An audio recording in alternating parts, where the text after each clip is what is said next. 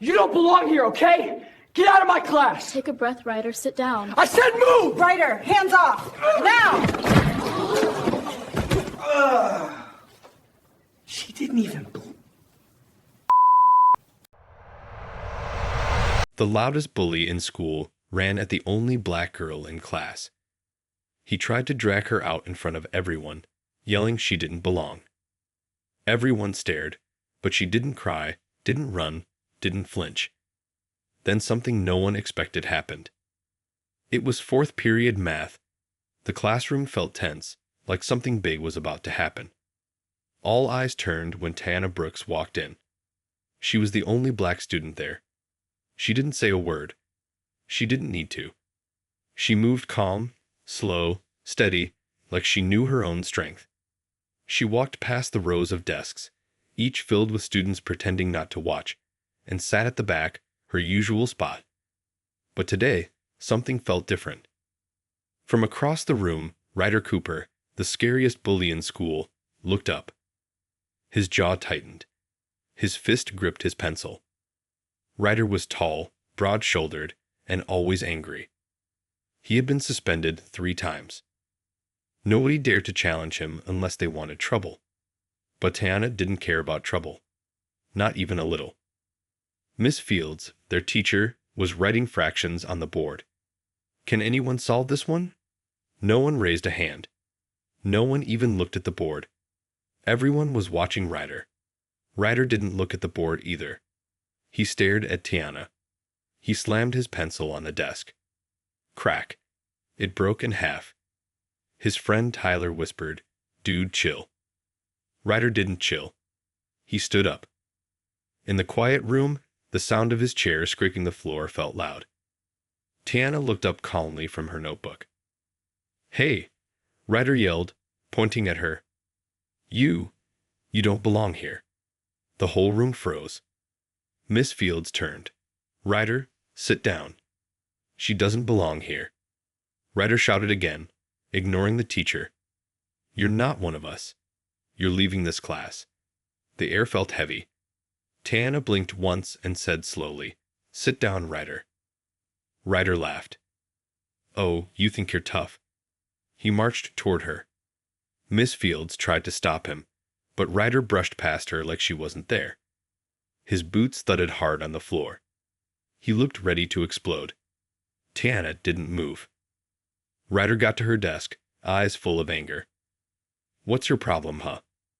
You think you're better than us?" She didn't answer. Ryder kicked her desk. Her pen rolled off. "Say something, ghetto girl," he yelled. Gasps went through the class. One girl covered her mouth. Miss Fields froze. Tyler whispered, "You're going too far." Ryder didn't care. He leaned close. "You're not smart. You don't belong here. And you sure as hell don't belong in my class." Then he grabbed her arm.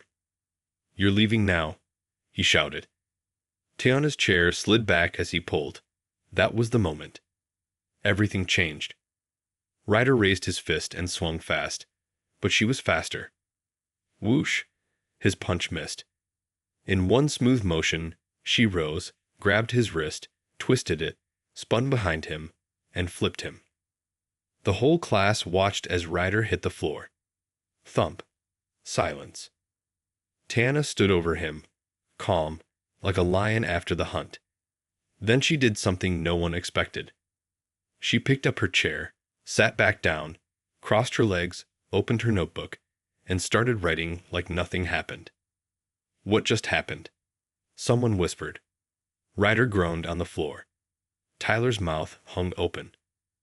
"Dude," she flipped him like a ninja. One kid clapped, then another. Soon, the whole class cheered. Miss Fields called the office. "I need security. Now."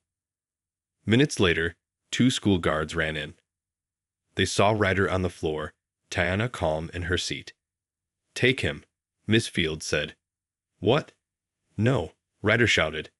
She attacked me."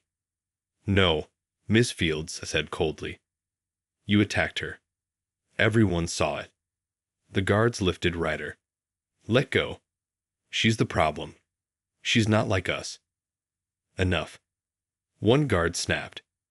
Ryder shouted as they dragged him away. She doesn't belong. But this time, no one agreed, not even Tyler. When the doors slammed, the room felt lighter. Safer. Tiana didn't look up, but everyone now saw her differently. With respect, not fear. After class, Tiana was called to the principal's office. Principal Hayes was already there. He was tall, with gray hair and tired eyes. He looked at her. "You okay?" "I'm fine," Tiana said. "Ryder's parents are coming in. We're reviewing the video, but everyone saw what happened." She nodded. "I didn't start it." "I know," he said. Then he asked, "Where did you learn that move?" Tiana smiled slightly. "My dad. He's a Marine." Principal Hayes raised his eyebrows. "That explains it." The next day, something changed at school. Kids moved their chairs so she had space. Tyler walked up to her before class. He didn't say sorry, but he nodded. That nod meant something. Even Ms. Fields gave her a quiet smile. Tiana didn't need their cheers. She didn't care about being popular. She cared about surviving, about keeping her place in a school that hadn't wanted her from the start. She had worked twice as hard, stayed twice as quiet, only to be treated like she didn't belong. But now, they knew better. The next afternoon, the school made an announcement. Ryder Cooper had been expelled. Whispers filled the halls. People looked around, some at Tiana. She walked straight, back tall, head high. Before the bell rang, she sat in her usual seat, back of the class by the window, peaceful. Then the door opened. A new girl walked in, like fire in her steps. Naomi Carter. Long brown hair, black leather jacket, gold hoops in her ears. Her boots thudded on the floor like drumbeats. She didn't smile. She didn't blink. She looked straight at Tiana, walked past the empty seats, and sat one row over. Arms crossed, silent, but her eyes said it all. "I'm not here to be nice." Miss Fields continued teaching, but the air felt sharp, like knives. Tiana could feel it. Naomi wasn't like Ryder. She wasn't loud. She didn't yell. She didn't swing first. She was smart, and that made her more dangerous.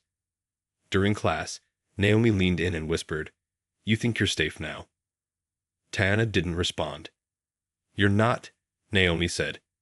"You made my cousin look weak. Now everyone talks about you.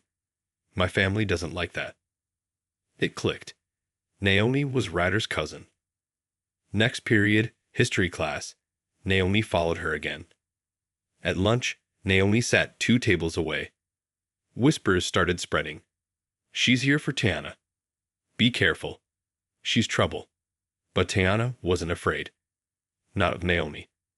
Not of anyone. She knew bullies didn't always come with fists. Sometimes they came with plans. That afternoon, a video appeared online. Someone had recorded the fight, edited it to make it look like Tiana attacked Ryder first. "Look what really happened," the caption read. It spread fast. Phones beeped nonstop. Tiana stood in the hallway, watching the video. Naomi smirked beside her. Tiana said nothing. She walked straight to the office. "Principal Hayes," she said, "I need a meeting." "Another one?" he asked, surprised. "Yes," she said. "But this time, make sure there's a camera." The next morning, the school held an assembly. Students, teachers, staff, even some parents were there. Principal Hayes walked to the microphone. "There's been a lot of talk about what happened this week. Some true, some not. We're here to clear the air." He turned to the large screen. The full classroom video played, the real one. Everyone saw Ryder yell. Everyone saw him swing. Everyone saw Tiana flip him only after being attacked. In the crowd, Naomi folded her arms. The room clapped, louder than before. Later, Tiana walked to her locker. Naomi was waiting, with 2 girls, both quiet, both dressed in black. "You think you're smart," Naomi said. "You embarrassed my whole family." Tiana didn't flinch.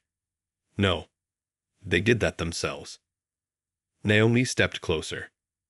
"You don't belong here. You're just some charity case from the South Side trying to act better." Tiana closed her locker. "You know what I am. I'm still here." Naomi's face turned red. She raised her hand like she would slap her. Everyone froze. Tiana didn't blink. Before Naomi could move, Officer Lane, the school resource officer, grabbed her hand. "That's enough," he said firmly. "She started it," Naomi yelled. "No," Officer Lane said. "You've been following her for 2 days, and now this. We're done." Principal Hayes stepped in. "We reviewed the cameras. We know about the edited video. You'll be suspended for harassment and slander. Your parents will be here shortly." Naomi's jaw dropped. The crowd cheered, not out of anger, but because justice felt real. That Friday, Tiana returned to her locker and saw a note taped there. It wasn't mean or rude. It simply said, "Thank you for standing up for all of us." It was signed, half the class. She smiled for the first time all week. Not because she had won a fight, but because now kids who looked like her felt like they belonged. Tiana kept her seat in class, back row, by the window. This time, when she walked in, no one stared. They just nodded at her. And that was more powerful than any cheer. Silence, when filled with respect, is louder than any noise. Days went on. Naomi didn't bother her in class, but the tension stayed. She never smiled. She never joked. She was always there, watching, planning. Tiana understood that bullies didn't always attack with hands. They could attack with ideas, rumors, and threats. But Tiana had learned to stay calm, to watch, to wait. During math class, Naomi leaned toward her again. "You think you're safe now?" she whispered. Tiana didn't respond. Naomi folded her arms and stared, but Tiana stayed calm, writing in her notebook. Every student who watched now saw Tiana differently. She wasn't just the quiet girl. She was someone who could hold her own. At lunch, the cafeteria buzzed, but Tiana kept her head down. A few kids moved so she could sit comfortably. Some whispered encouragement. Some didn't say a word, but their eyes showed support. She realized she didn't need to fight to be respected. She only needed to be herself and stand her ground. The school continued monitoring the situation. The edited video that tried to make her look bad was taken down. Naomi and her friends were suspended. Word spread quickly, and most students understood who was truly brave and fair. Tiana didn't gloat. She didn't boast. She just kept moving, head high, calm as ever. One day, after school, a younger student approached her. "Tiana," the girl said shyly, "thanks for showing me it's okay to stand up for myself." Tiana smiled gently. "You don't need to thank me. Just remember to stay calm and stand your ground." From that moment, Tiana understood something important. Standing up isn't always about fighting back with hands. Sometimes it's about showing courage with calmness, showing strength without anger, and refusing to back down even when everyone expects you to. Weeks passed. The school felt different. Students were more careful about bullying. Teachers enforced rules strictly. Kids who had once been scared now quietly respected Tiana. Even Tyler, her classmate, treated her differently. He nodded when she walked by, no words needed. Respect had replaced fear. Tiana still sat in the same seat, back row, window side, and she stayed calm, peaceful, focused. But she knew the storm wasn't fully gone. Naomi might come back. Someone new could arrive, carrying anger or pride. But Tiana also knew that she had learned something bigger than any fight in school. Courage, calm, and respect were stronger than fists. The final bell rang. Ding, ding. Students filed out. Tiana packed her bag slowly. She looked out the window, sunlight hitting her face, and felt proud. Not because she had been the strongest in the fight, but because she had remained true to herself. Every student who watched her knew this. One person standing firm, calm, and strong could inspire everyone else to do the same. If this story moved you, remember, standing up isn't always about fighting. Sometimes it's refusing to back down. Sometimes it's showing calm strength. And when one voice rises, it gives courage to others. One brave choice can change a whole school.